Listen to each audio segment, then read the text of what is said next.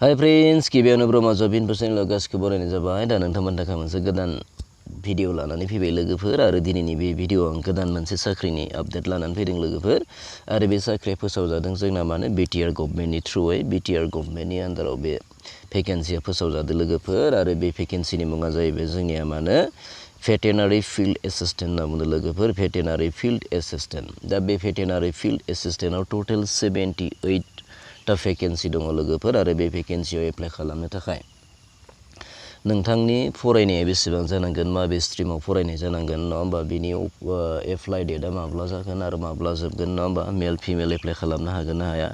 बिनि सिलेक्शन प्रसिडिउरा मा जागोन बिनि एज लिमिटआ मा जागोन बे गासै बाथ्राफोरखौ आं बे भिडिअनि थ्रु नोंथांमोननो फारि फारि खोन्थालांगोन लोगोफोर अके नोंथांमोना भिडिअखौ जोबजासे नायलांबानो जाबाय आरो जुदि सोरबाफोर आंनि चेनेलाव गोदानब्ला दिनैसो फैदोंब्ला नोंथाङा चेनेलखौ साबस्क्राइब खालामनानै लाबानो जाबाय आंनि चेनेलाव बेफोरबायदि गोदान जबनि आपडेट लानानै फैबाय थायो आं लोगोफोर अके फै जों होमबा गोबाव खालामाजासे बिनि जि जबनि सायाव होनाय जि इनफरमेसन बेखौ जोङो थोंजों थांनानै नायहैनि लोगोफोर अके नैनो बेनो BTR Recruitment-2022 होनना बुंदों लोगोफोर a notification has been issue by central recruitment board होनना बुंदों अके दा सिगां नोंथांमोना खोनाबाय जानांगौ सेन्ट्रेल सिलेक्शन बर्ड अके BTC नि समाव माने BTC आव सिगांनि जि गभर्नमेन्ट दंमोन बे गभर्नमेन्टआ मा खालामदोंमोन जोंना सेन्ट्रेल सिलेक्शन बर्डनि थ्रुयै मा खालामदोंमोन BTC आव भेकेन्सिफोरखौ फोसावदोंमोन आरो बेनि थ्रुयैनो माने रिक्रुइटबो खालामनाय जादोंमोन अके दा नाथाय बे सेन्ट्रेल सिलेक्शन बर्डनि जायगायाव बेनि मुंखौ सोलायनानै लोगोफोर मा खालामबाय जोंनिया सेन्ट्रेल सिलेक्शन बर्डखौ सोलायनानै सेन्ट्रेल रिक्रुटमेन्ट बर्ड खालामबाय लोगोफोर अके सिगांनि सेन्ट्रेल सिलेक्शन बर्डआ दा बर्तमान गैथ'ला बेनि जायगायाव सेन्ट्रेल रिक्रुटमेन्ट बर्ड खालामबाय आरो बेनि थ्रुयै दा बर्तमान BTR आव मा खालामदो गोदान रिक्रुइट होगासिनो दङ लोगोफोर अके दा बे जाहैबाय जोंनिया मानेयाव होखादो टोटेल 78 भेकेन्सि दङ पस्टनि मुङा जाहैबाय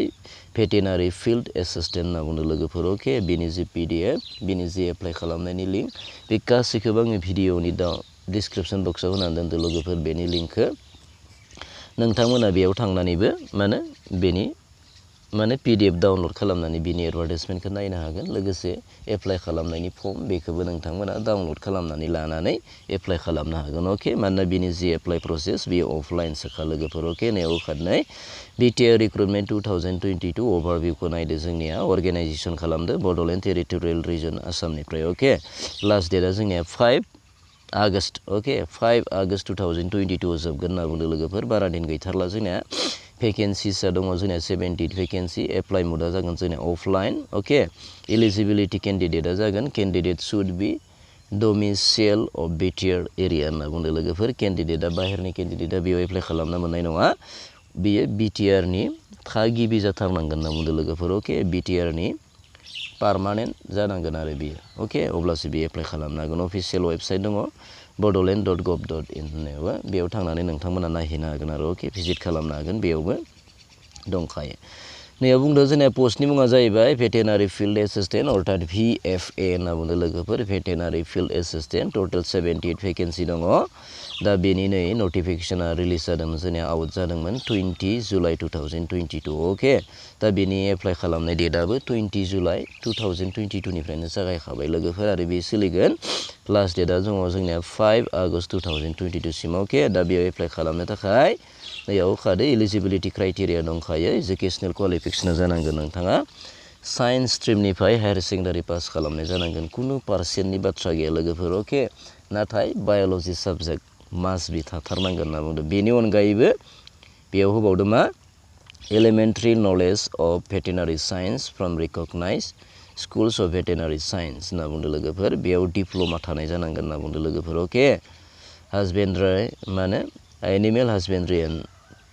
बिनि एनिमेल हासबेन्ड्रिनि डिप्ल'मा थानांगोन नोंथाङा 1 इयारनि डिप्ल'मा बेखौ दा आङो एडभार्टाइजमेन्टनि थ्रुयै नोंथांमोननो खिथालांगोन लोगोसे फिजिकेल स्टेन्डार्डआ जाहैबाय बेखौ डाइरेक्ट रिक्रुटमेन्टनि थ्रुयै बेखौ रिक्रुट खालामनाय जागोन डाइरेक्ट रिक्रुटमेन्टनि थ्रु बेखौ खालामनाय जागोन अनलि मा खालामनाय जागोन बेयाव मेडिकेल टेस्ट लानाय जागोन अके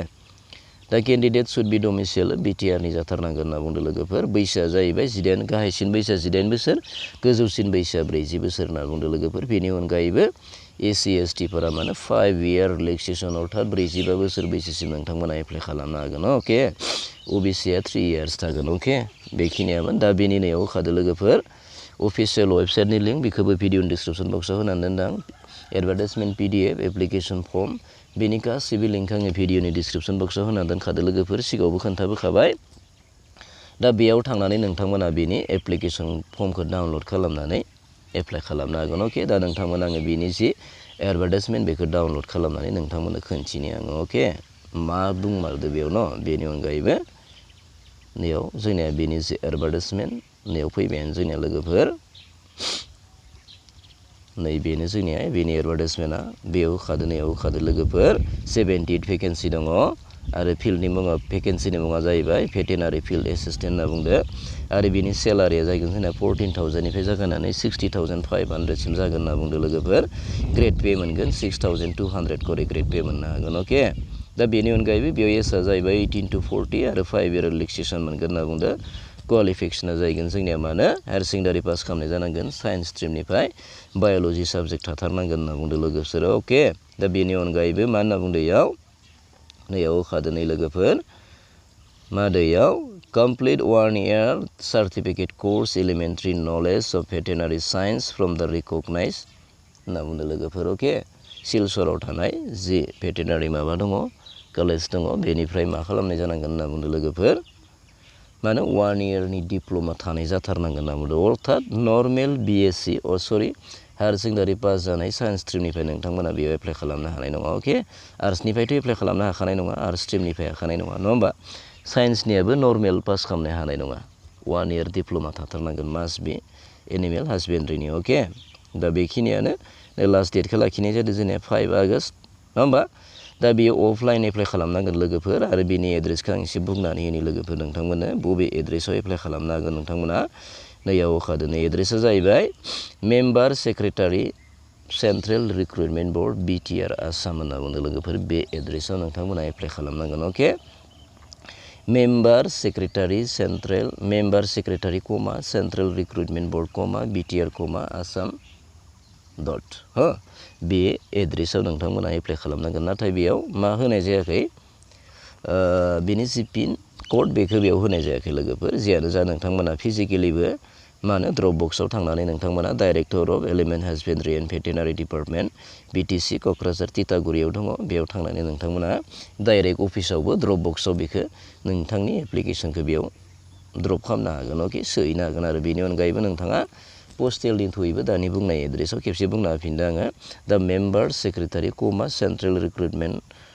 बर्ड कमा BTR कमा आसाम डट बे एड्रेसाव नोंथांमोना मानो पस्ट अफिसनि थ्रुयैबो नोंथांमोना बेखौ एप्लाइ खालामनो हागोन अके नाथाय लास्ट डेटखौ जोंना लाखिनाय जादों 5 August नोंथांमोना थाबैनो एप्लाइ खालामदो नङा होमबा जायफोरा एलिजिबोल दा दिनैनि थाखाय भिडिअ बेखिनियानो जायफोरा आंनि भिडिअखौ नायनानै मोजां मोनदों नोंथांमोना लाइक खालामदो शेयार खालामदो आरो माबाफोर मिन्थिनो गोनां दङबा कमेन्ट खालामदो नङा होमबा लोगोसे चेनेलाव जुदि सोरबाफोर गोदानबा नोंथाङा चेनेलखौ साबस्क्राइब खालामनानै लाबानो जाबाय लोगोसे बेल आइकनखौबो थुनानै जाहाथे आंनि चेनेलाव होनाय गोदान भिडिअनि नटिफिकेसनफोरखौ मोननो हायो अके थेंक इउ फर वाचिं